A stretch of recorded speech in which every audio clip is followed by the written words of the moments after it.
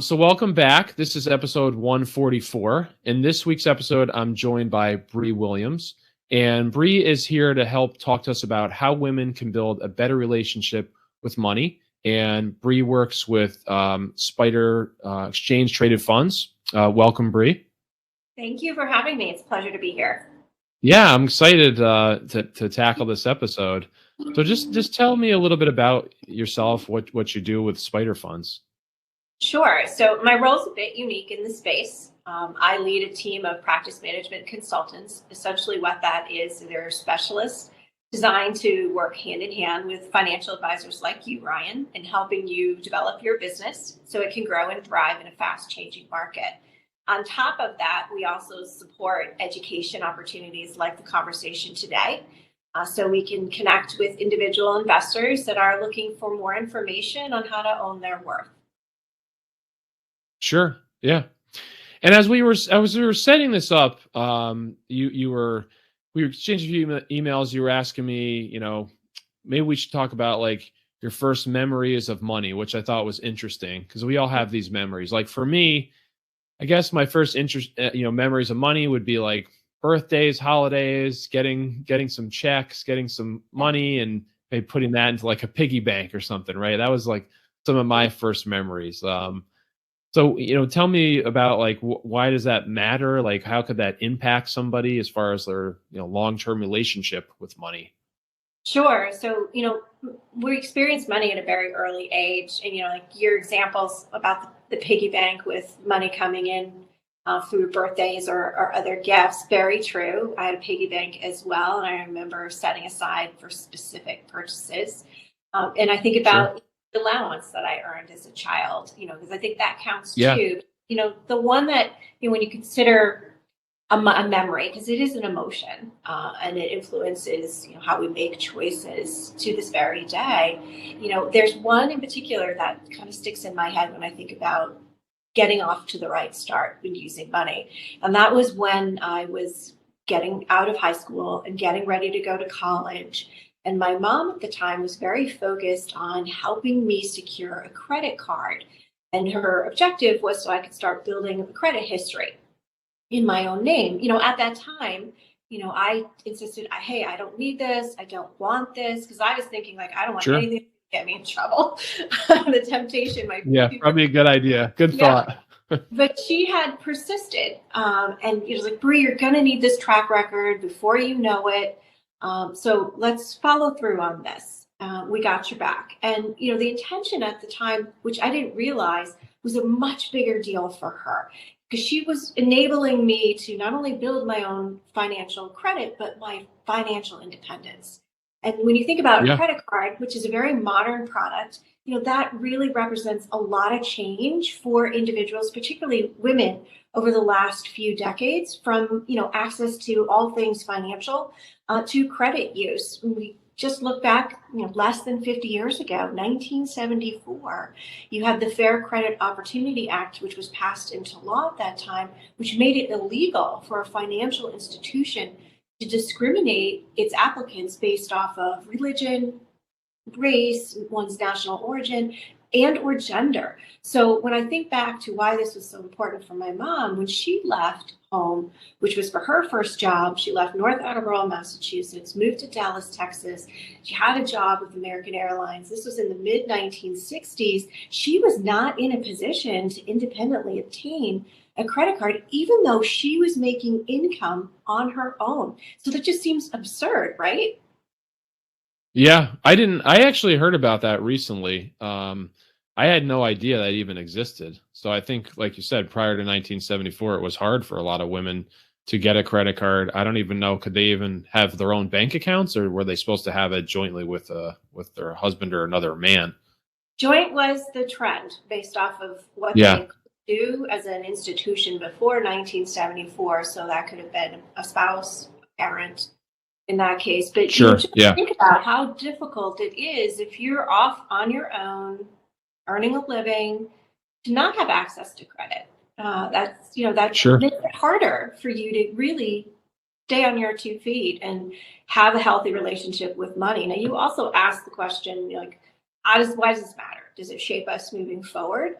And it does. Sure. I mean, definitely think it's a fair statement to say that money's complicated, but it's also a fascinating object in our lives every day.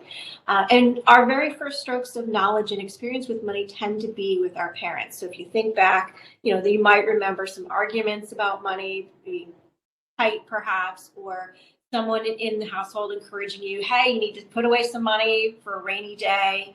Yeah. All of those things, are incidences that inform your emotions when you think about how you make a choice now.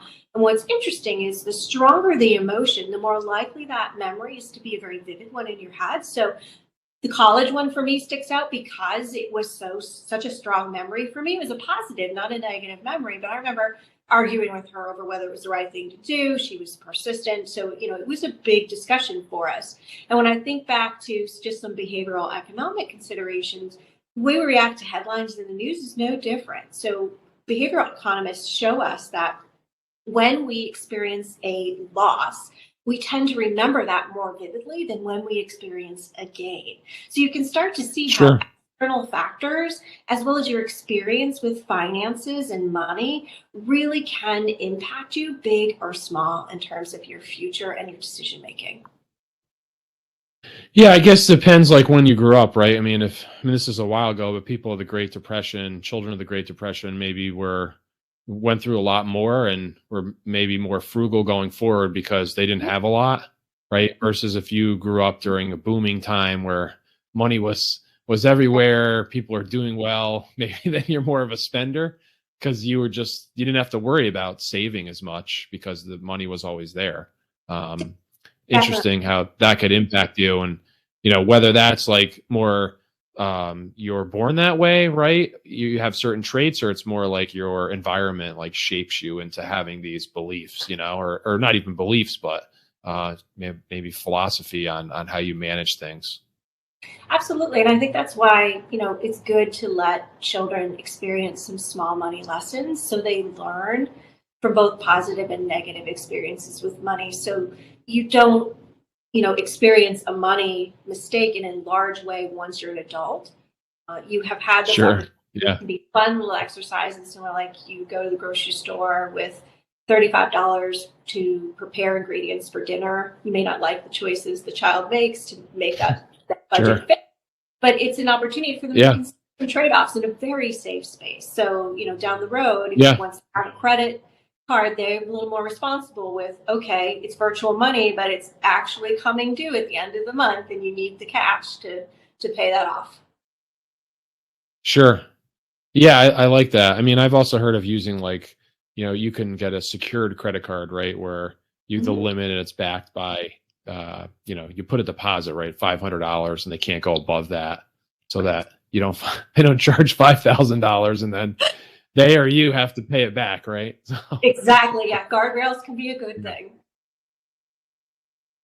yeah. So, let's talk a little bit about how, women, what they can do really to get in the right mindset, maybe, or change their mindset, when it comes to setting up good habits with money.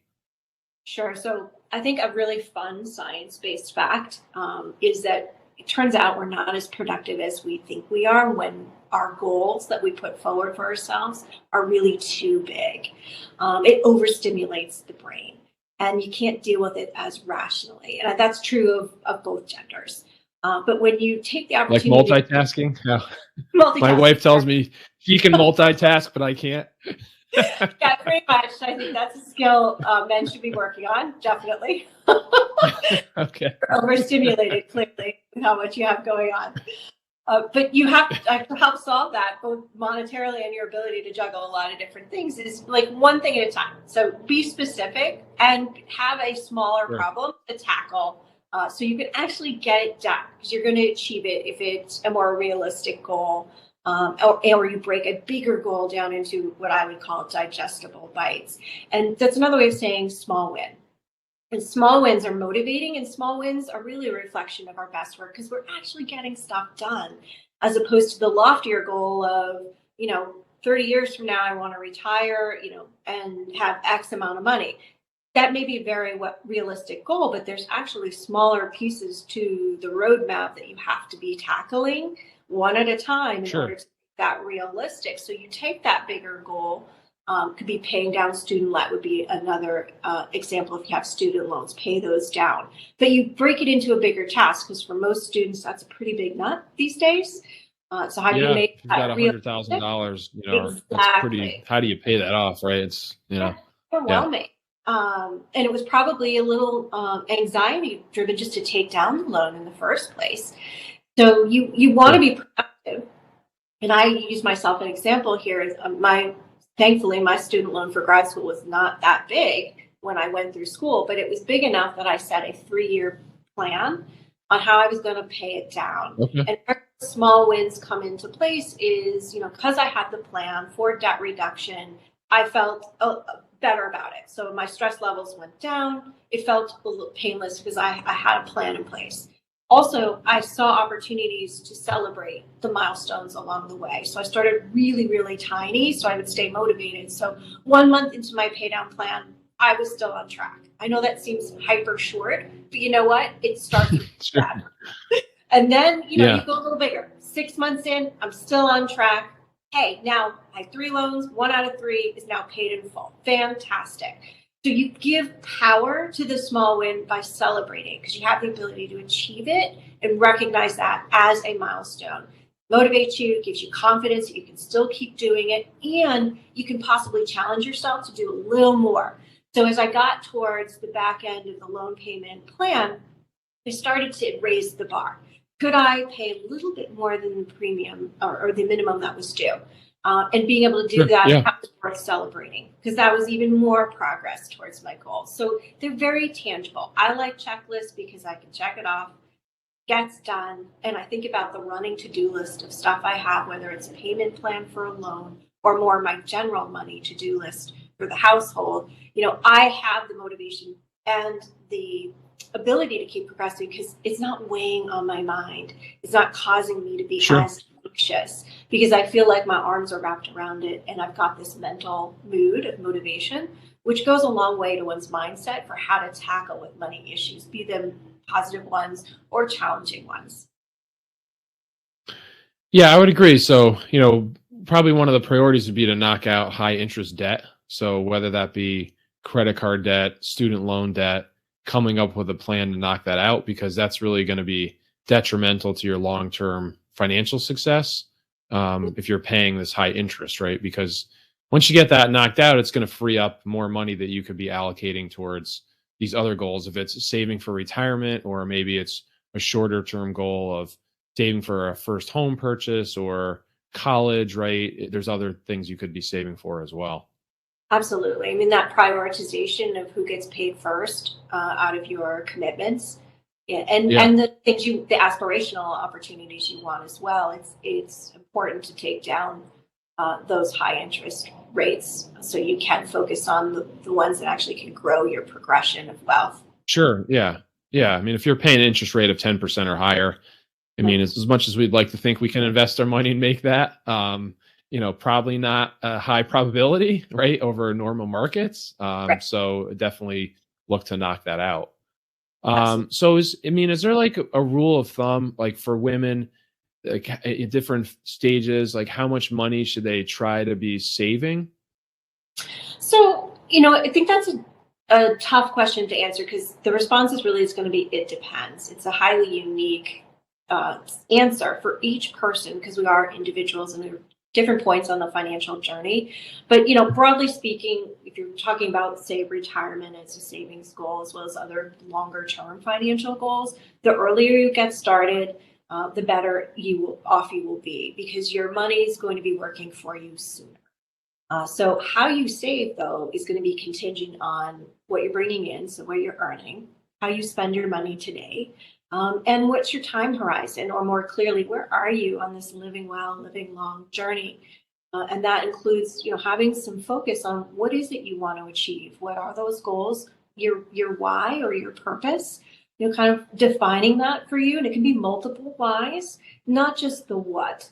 When you think about how you can have your money work for you and what you can do to achieve that, I think you also need, broadly speaking, discipline and an appropriate strategy that can help you bridge any gaps that may be part of your financial status. and to meet some of those objectives, those that you have in the near term, as well as those that are further out on the journey. You also then have to have kind of the what if. You've got milestones that will be positive and milestones that will be less than positive. Entrepreneurship, maybe you want to start a business and 10 years out, that's not, today it's not on your list. 10 years you decide, hey, this is what I want to do. That would be a milestone, but an important one, and one maybe you weren't necessarily planning for at the beginning of the process. You also could get married. You could have children. You could lose your spouse. You could find yourself caring for elder loved ones. All of those different evolutions in your life affect one's ability to build and grow wealth when you think about the wealth for what you need on a living basis, but also for attaining those goals and ultimately your retirement years. So that depends answer. I know it feels very general and probably an easy way out, but I can give you you mentioned a rule of thumb, a general tactic that could help. And I think a simple budgeting methodology to follow is that 50-30-20 rule, where essentially you're narrowing down your income into three major factors: needs, wants, and the savings. Now, what's a need? That's stuff you cannot get by without. Obviously, you need a place to live. Sure. So you're not paying rent or paying a mortgage. So that would be a need. Your wants, those are nice things to have, but absolutely not necessary. That could be tickets to a concert, or in my case, a nice pair of shoes. And my savings or paying off debt, that's all about investing in future you. So that matters as well. And the general idea behind this 50-30-20 rule is that you're allocating 50% of one's income to your needs. You're allocating 30% to your wants and about 20% to your savings investment goals. Now, that's a very general, allocation budget, and it should be tailored to your circumstance. And as your life changes and evolves and you have other responsibilities, making things more complex, then those percentages can be adjusted based off of the priority. But it's a good, rule of thumb to kind of organize around your finances and get a sense of what's coming in versus what's going out, and what you're trying to pay down in terms of debt versus where you're trying to save in terms of investment possibilities. On top of that, I would also be remiss if I didn't remind listeners you need an emergency fund. That should be I was going to ask that. 3 to 6 months of your average daily expenses. And that ensures that your basic living expenses are covered if you have a curveball thrown at you. So let's say you lose your job. That way you don't have to find yourself in a position to pull money out of a retirement account, which would be the wrong time to do that and have other consequences. So having the emergency fund will cover you for approximately 3 to 6 months. You can have it, be a 12-month plan, what makes you comfortable so you can sleep at night. But that gives you optionality. You have an emergency fund. Sure. So, knocking out the debt, I would say, then if you can, simultaneously building up your emergency fund and then really starting to save. And if you can also do it at the same time, great. Like I would say, if you work for a company that has a retirement plan and they offer a match, try to at least put away whatever's required to get the match. If it's 5 or 6%, that's usually the standard match. I mean, that's well below the 20, but at least worst case, because that's free money that you can be getting. Right. And then you can do more than that. Awesome. I mean, that's going to help you a lot. Now, the 50-30-20, would your taxes be included in the 50 part? Or is this your after tax money? How does that looked at? It depends how someone wants to approach it. So I like to think after tax when I consider, what's coming in and going out and what towards my investment plan, because otherwise it's just paper money. So pre-tax, it's bigger, right? But I don't actually get that money when the tax. Yeah, unfortunately. So I live my life based off of the actual money I receive in the check or the bank account. Sure. Yeah. And then plan accordingly from there. Because the imaginary money I don't have. It looks great on paper, but it's not really money I can put to work because Uncle Sam is taking. Yeah. We all have to pay the taxes, unfortunately. So what do you have any apps you think are helpful for people tracking this, or how do you suggest that people go about that?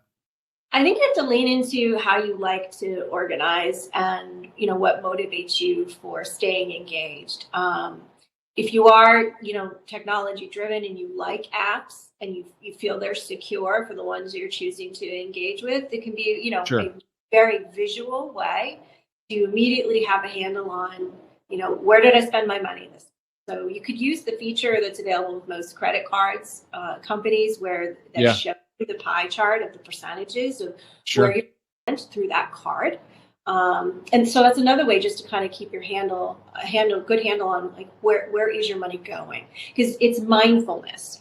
And when you use tracking apps or the old-fashioned piece of paper, to monitor what you're spending, if you are balancing a checkbook still, all those exercises help you stay mindful about your money, because if it's just especially virtually, like you can't feel it, like.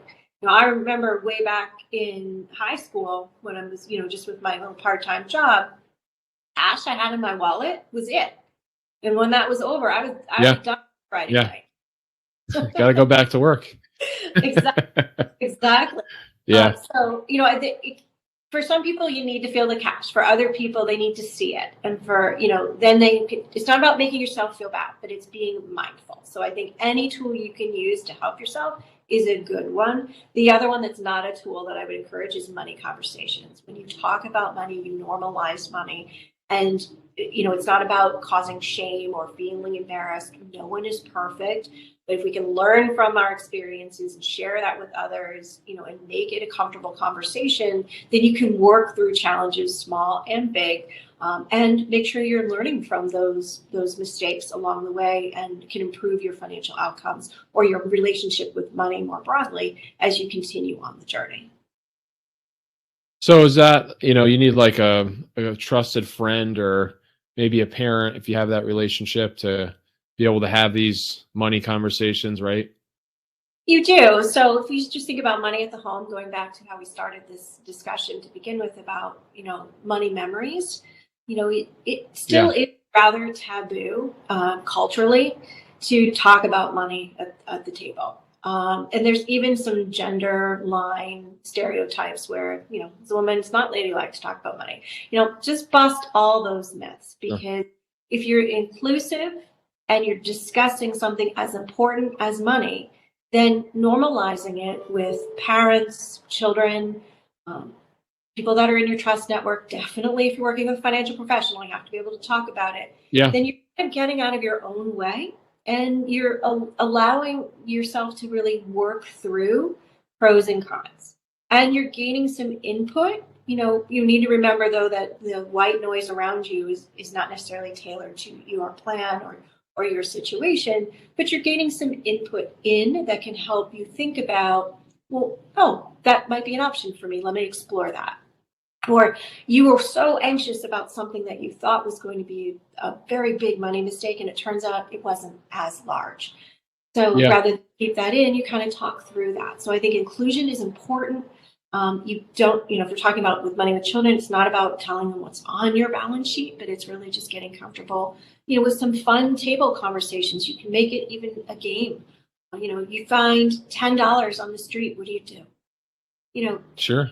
Start there. You don't have to start with Dad brings home X amount of dollars. Yeah, I think maybe tonight I'll ask my son what he'd do with his $10. Interesting what his response would be. Probably a video game. Let me know. All right.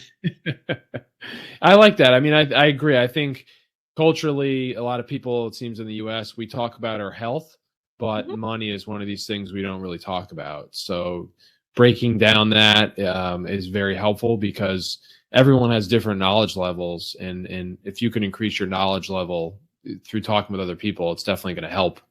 I would say it seems like this generation, younger generation, is maybe more open to talking about money, maybe just because of the social media aspect. And there's a lot of forums, and there's a lot of good places people can go, I think, to get more, information about money and bounce ideas off other people too. Agreed. And you're spot on. The younger generation, because there's a 24/7 news cycle, there's a ton of information now available online at your fingertips. You do have to separate what's credible and trustworthy from just information for the sake of content. look at some of the data points that we've seen, millennial women, I'll use them as an example, they feel empowered by technology. They also feel empowered by the role models in their lives.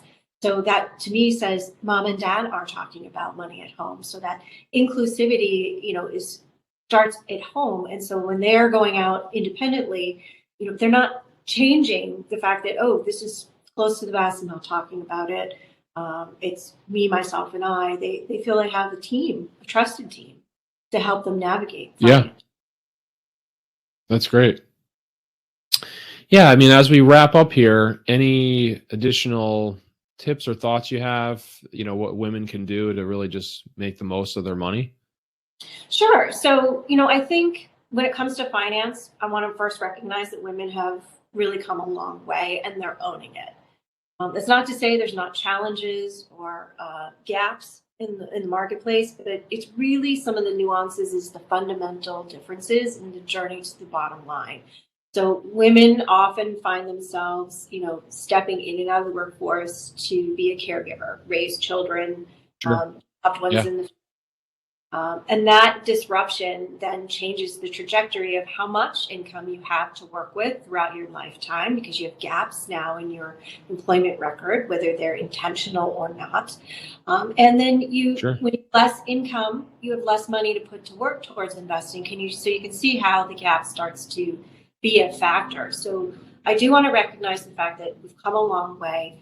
I do believe, just based off of what we've seen in women around the globe in terms of their economic contribution and consumer contribution, really poised to take center stage, is their income earning power is growing. They're well positioned to capture the share of the money that's in motion due to the fact that women live longer. Sorry, Ryan, on average, we're going to outlive you by 5. Yeah, no, it's true. They're more comfortable making financial decisions. They have a higher engagement with their money. So there's a few things I would suggest women think about, and really you don't need to be a woman to think about these things. All investors should think about it. So you want to make sure your money is working for you. Invest, it's an opportunity for you to grow and gain in your ability to have wealth to achieve whatever is on your financial plan. And you want that money to work as hard as you do. So the sooner you've got that going, the greater your potential is to build wealth. Second, if you need help, ask for it. Advisors like you, Ryan, are doing the right thing. You're offering education. You're centering on what the client wants to achieve with an outcome orientation. You lead with a financial plan. So I would encourage any investors, if you want assistance, find the right advisor for you and know that you do not have to be an expert to hire one. And the benefit of aligning with someone that you trust and that really understands fundamentally who you are and what you seek to achieve, they can guide you across a range of financial issues. And that can help you avoid some really costly mistakes that may be challenging to recoup down the road. The third one is just to recognize this is a journey. It's not going to be a perfect one, and you'll find your confidence over time. And going back to the small wins or the digestible bites, this is not something that you do in one fell swoop. This is a big step. So pace yourself. Yeah. Because you want to understand, what are my beliefs about money? What are the fundamentals that will help me be a more prudent investor? And you build on that knowledge, you build on that confidence over time, and it will make the journey more rewarding because you're developing some real financial habits that are healthy, but you're gaining experience as you go. So I think you have to be engaged with a relationship with your money. The best relationships take work. Money is no different. So if you approach it with that mindset of this is something I can own, and if I am getting involved and learning as I go, then I can be successful. Sure. I like that. Yeah. Money is another relationship. So you definitely have to work at it. Yes. I think, yeah. Well, awesome. Yeah, I really appreciate you coming on this week, Brie, and sharing this wisdom with us. And just as a reminder to the listeners, if you have a listener question that you'd like to have addressed on a future episode, you can either record that question or send it out to us by going to retirewithryan.com. I hope everyone has a great week, and I look forward to talking to you next Wednesday. Take care.